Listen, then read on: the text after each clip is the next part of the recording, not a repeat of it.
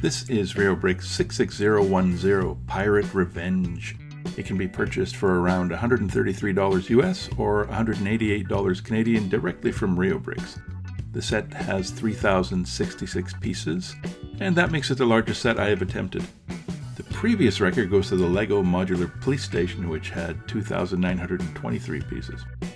Now you can find Pirate Revenge on Amazon at roughly equivalent prices. I picked up mine at the start of my alternative brick experiment early in 2024 for $148 Canadian from Amazon. I have also seen it on Temu for slightly less than the Reobrix or Amazon sticker prices. Now I'll be honest, I was blown away by the size of this set and the sheer number of pieces available for such a low price, less than 5 cents per piece, with many of those pieces large plates and bricks. And even though I wasn't really a sales ship fan, I figured I'd give it a try.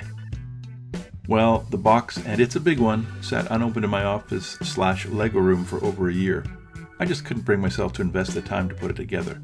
Part of it was the backlog of other sets waiting to be built. Sometime recently, though, I started to see that the backlog was shrinking away. As I write this, I have only 4 Lego sets waiting to be opened and built, 2 Speed Champions and 2 Star Wars sets.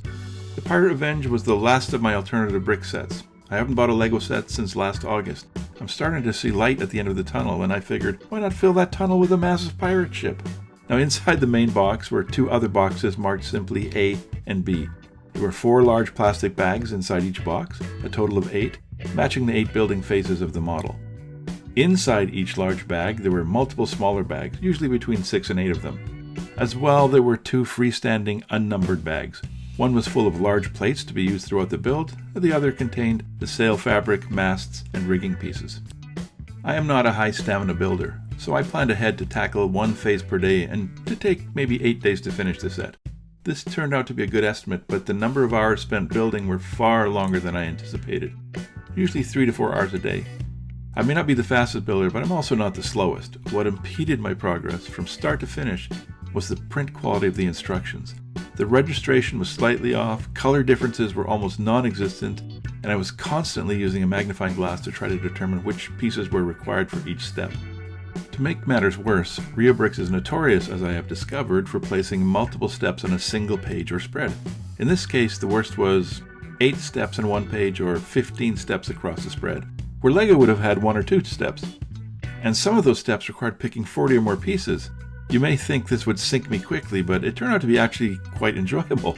The build itself is not complex, but reading the instructions was, which made me feel like I was a complete beginner working on his first set. That's not necessarily a bad thing. I felt a great feeling of accomplishment after completing each phase, similar to what I felt on the first biggish Lego sets I built a couple of years ago. In other words, the problems with instructions did not turn me against the set, but I can't promise you'll feel the same way. Another criticism you often hear about alternative brick sets is missing pieces. Of the dozen or more alternative brick sets I have built this year, about half of them Reobrix sets, this is the first where I've encountered a missing piece. Just one, and I easily replaced it. But this may prove frustrating for new builders who don't have a collection of parts to draw from. Reobrix will send missing parts if you report them, but who's got time for that? In the end, the build was fun, engrossing, sometimes challenging, requiring a lot of focus, and I enjoyed it a lot. Far more than I thought I would. The experience is very similar to building a Lego modular building, which this model is very close to actually. Once complete, the individual layers can be easily pulled off to reveal the different nooks and crannies of the ship. The final model is quite amazing to look at. I showed my wife and she even allowed that it could be placed in the dining room for an initial showing period. It's a striking and attractive model, and looking at it makes the work involved in building it seem worthwhile. Bottom line, this is not a perfect set, and perhaps not for beginners. For those willing to work through the instructions, though, it's an engrossing and rewarding build, and I will happily look for other large Reobrix sets in the future. Anyway, that's all for now. See you next time.